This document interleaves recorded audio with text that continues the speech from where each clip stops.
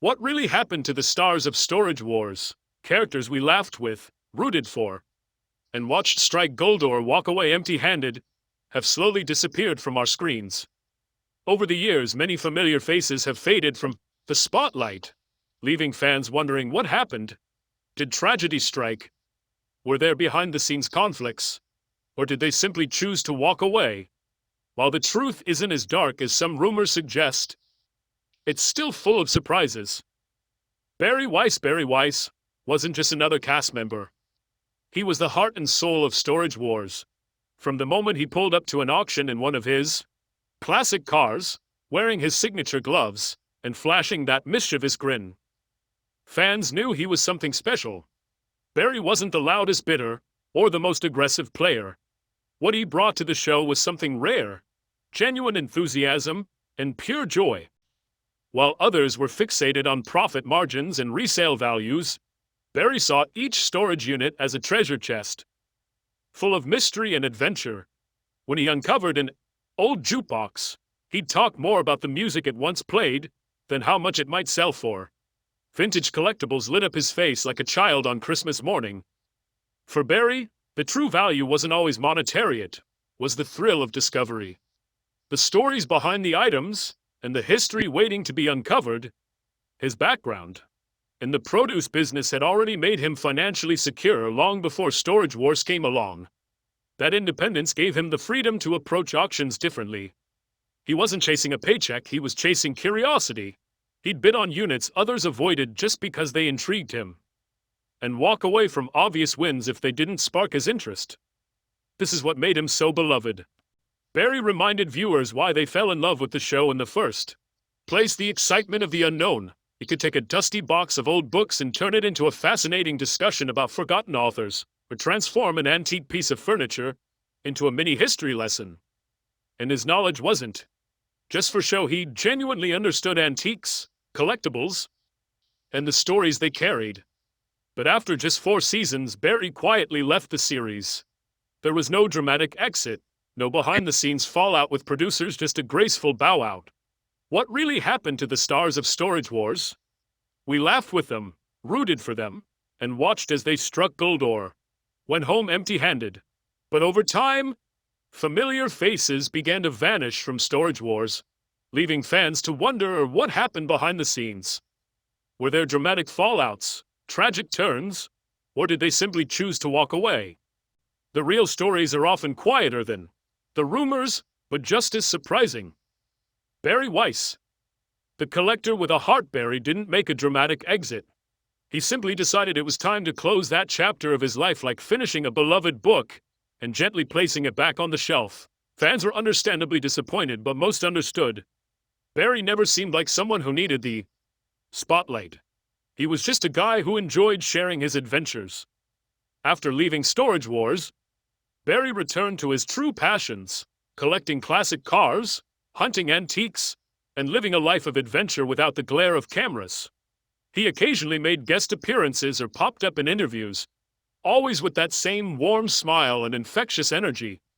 But in 2019, everything changed. While riding his motorcycle through Los Angeles, Barry was involved in a devastating crash. He sustained serious chest and leg injuries, multiple broken bones, and internal damage.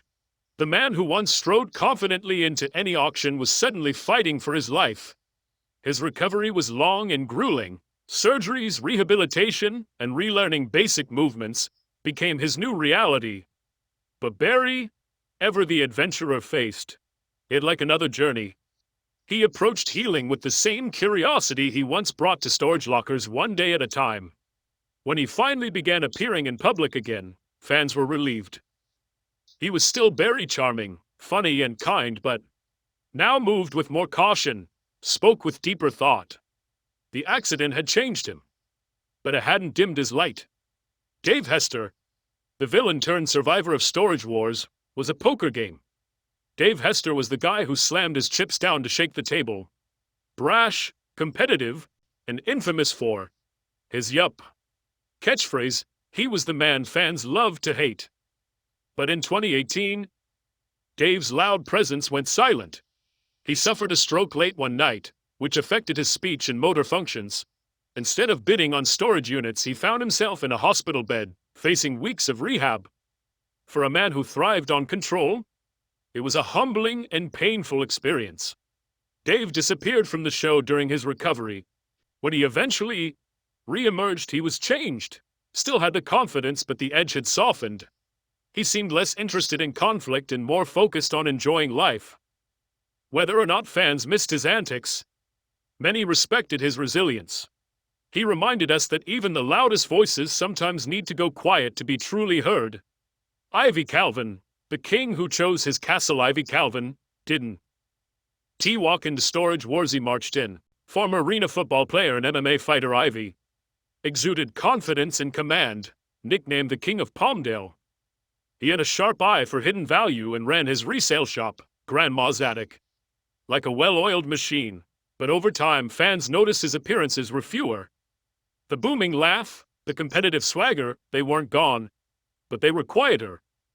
Behind the scenes, Ivy was focusing on his health and spending more time with family. Later episodes often featured his sons joining him at auctions, turning once cutthroat competitions into bonding moments. He stepped back without drama or farewell, and in doing so, he showed that sometimes the biggest wins happen away from the spotlight. Daryl Sheets, the gambler who beat the odds. If Barry Weiss was the cool uncle, Daryl Sheets was the fearless older cousin who would risk it all for the thrill of the win. Nicknamed the Gambler, Daryl was always chasing the big scorn, ever afraid to drop serious cash on a locker if he sensed treasure inside. He often appeared with his son, Brendan, teaching him the ropes, the risks, and the rewards of the business. It wasn't just about money, it was about legacy. But in early 2019, Daryl's adrenaline-fueled lifestyle came to a halt. After a seemingly normal day, he was hit with intense chest pain. It turned out to be a massive heart attack, one that nearly cost him his life. He was forced to step back, not by choice, but by survival. His absence was deeply felt, and missed his big bets, bigger losses, an unbreakable spirit. But Daryl's greatest gamble turned out to be fighting for his health and winning. Brandy, Basante, and Gerard Schultz. The couple next door, Brandy and Gerard, were the unlikely duo that became Storage Wars royalty. She was cool, logical, and strategic.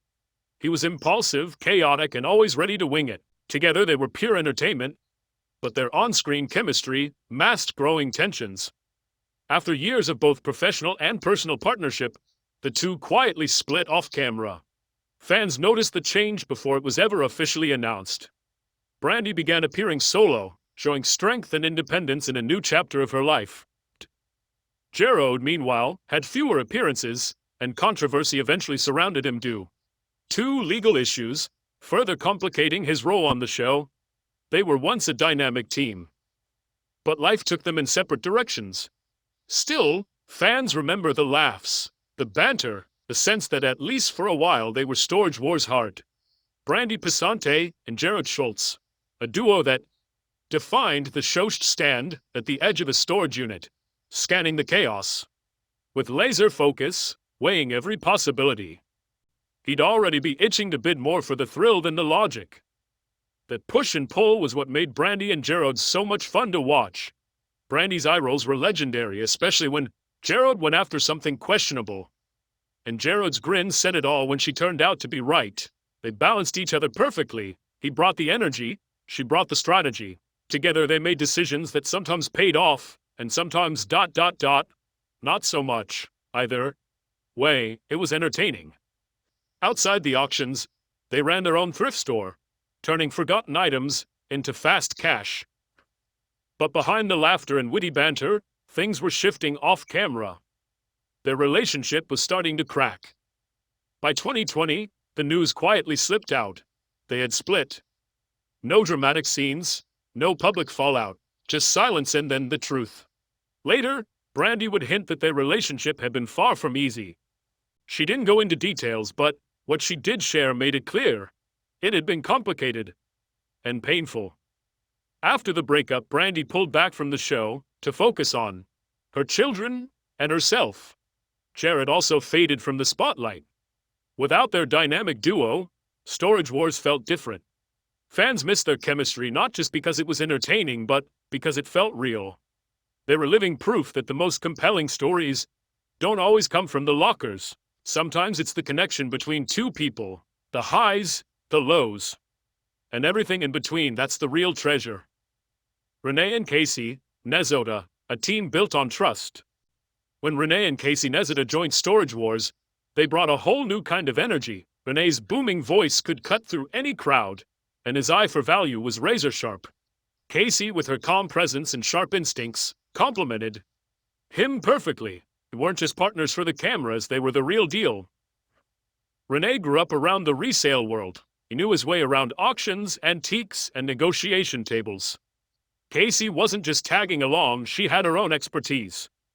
From spotting quality pieces to managing the behind-the-scenes business, together they were a well-oiled machine. On screen they had fun, their banter was playful, their teamwork seamless. When they hit the jackpot, they celebrated. When they got stuck with junk, they laughed it off and moved on. Viewers appreciated not just their knowledge, but their respect for each other. But even the most seasoned bidders can't predict life. In 2023, Renee shared heartbreaking news. His father had passed away after a brief battle with lung cancer. It was a deeply emotional time. When Renee spoke about it, fans could hear the weight in his voice, the pain, loss, and the gratitude for those who supported him. That loss seemed to add a new depth to Renee and Casey's journey, so they were still the same driven duo, but now there was a layer of reflection beneath the surface. The auctions continued, but the focus had shifted just a bit. Less about winning, more about cherishing what matters. Less about the win, more about what lasts over the years. Storage Wars became more than just a show about auctions. It became a story about people, how they grew, what they overcame, and what really mattered in the end. For some, it was no longer about chasing the next big win. It became about building something lasting. Dan and Laura Dotson, the heartbeat of the auction block to many fans. Storage Wars just wouldn't be the same without the rapid-fire chant of Don Dotson or the bright, steady presence of his wife Laura. They weren't bidders. They were the ones keeping the show's auctions alive. And they did it with unmatched energy and flair. Don was already a seasoned auctioneer before Storage Wars ever aired. His voice could turn a stack of dusty boxes into a high-stakes bidding war. Laura, always at his side, brought warmth and professionalism that kept the atmosphere both lively and friendly. Together, they kept the show's rhythm and gave every auction a sense of urgency and excitement. But in 2014, their world nearly fell apart. One morning, Don woke up feeling off, his vision blurred. Moments later, he collapsed. Laura acted fast, rushing him to the hospital. Doctors discovered a brain aneurysm. It was critical. Without emergency surgery, he wouldn't survive. Don made it through the risky operation, but the recovery was long and difficult. Through it all, Laura never left his side. With time, he returned to the auction block slower. Yes, but still sharp, still smiling. That near-death experience shifted their perspective. They still loved the auction world, but they also knew how fragile life could be. And that knowledge made every moment, every laugh, every auctioneer's chant feel a little more meaningful. Mary Padian, it's a youngster with a vision. Mary Padian wasn't like the other bidders, where some saw clutter and calculations. Mary saw potential. To her, a dusty box wasn't just storage, it was a forgotten piece of history, a chance for rebirth. She brought imagination to the auction world, treating each find like a creative opportunity. Mary first charmed audiences on Storage Wars, Texas, where her creativity and quirky charm stood out instantly. With a background in journalism and design, including a stint at Architectural Digest, she had the eye of a curator and the heart of an artist. She'd pull out a worn-down chair or a beat-up trunk. Instead of tossing it aside, she'd light up with ideas, visualizing how to transform it into something beautiful. Her talent wasn't just in spotting value, but in creating it. Mary's style was warm, collaborative, and refreshingly kind. She didn't get caught up in petty rivalries or high-stakes bravado. Instead, she often teamed up with others, sharing in the hunt and the fun, Fans loved watching her light up over a small find, because her joy was real and contagious. When she transitioned from Storage Wars Texas to the original California-based show, she brought that same spark.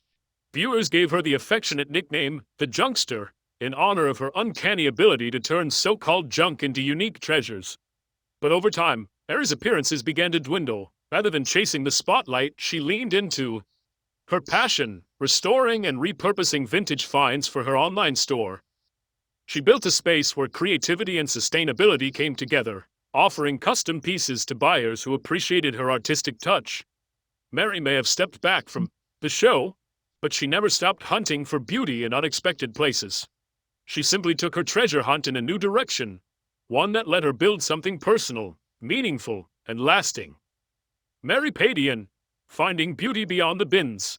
After stepping away from the show, Mary Padian didn't disappear, she simply shifted gears. She started taking on more personal projects, exploring new creative ventures, and traveling.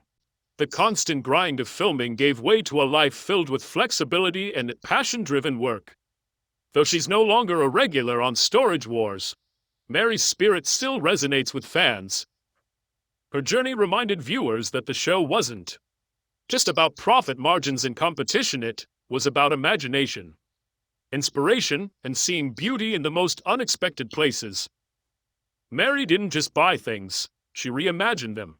And in doing so, she helped redefine what treasure really looks like. Emily Wares, the fast-talking pro with a musical. Emily Wares might have joined Storage Wars later than the original cast, but she brought serious auctioneering pedigree. With her, by season 10, she was already an award-winning professional. Having started her career just at 17 under the mentorship of her father in Iowa, she wasn't there to bid. She was there to run the show. Emily's crisp, lightning-fast chant and polished delivery immediately stood out. At just 27, she became one of the youngest and only female professional auctioneers to ever appear on the series, breaking barriers in a male-dominated industry. Outside of the show, Emily had competed in and won several high-profile auctioneering contests. On screen, she brought structure, skill, and just the right amount of sass. She matched the cast's banter with her own quick comebacks, earning respect and fans along the way. Her time on Storage Wars was brief, just a season or two, but impactful. Her departure wasn't dramatic. She chose to step back and focus on her personal life, marrying her longtime partner, starting a family, and pursuing a second passions. Emily began performing locally and sharing her music online, showing yet another side of her creative spirit. Kenny Crossley, the laid-back legend with a southern sulkany, Crossley was the kind of presence you couldn't miss even in a crowded auction yard. With his smooth southern drawl, infectious laugh, and easygoing charm, Kenny brought levity to even the most chaotic bidding wars. He wasn't there just for the money, he was there for the fun. Originally from New Orleans, Kenny had a colorful past before Storage Wars law enforcement, running his own business, and trying out odd jobs that gave him a pocket full of stories. His path into the show began with a familiar face, Barry Weiss. Kenny first appeared as Barry's sidekick, helping him on his offbeat treasure hunts. Fans instantly loved him. When Barry left the show, Kenny stayed and carved out a role all his own. He never took the game too seriously. While others fought tooth and nail over lockers, Kenny picked his battles carefully, often going after the quirky, overlooked units no one else wanted. His finds were just as unique as he was, and his one-liners became legendary. He brought a sense of fun and humility to the show that kept things grounded. Eventually, Kenny began appearing less frequently. There was no drama, no fallout. He simply shifted his focus to new ventures. He launched a clothing line and even opened a donut shop, proving his business sense extended well beyond the auction lot. Still, fans miss him. His absence is felt in every scene he's not in, and viewers regularly post online hoping for his return. Kenny wasn't just a cast member. He was the show's heartbeat of humor,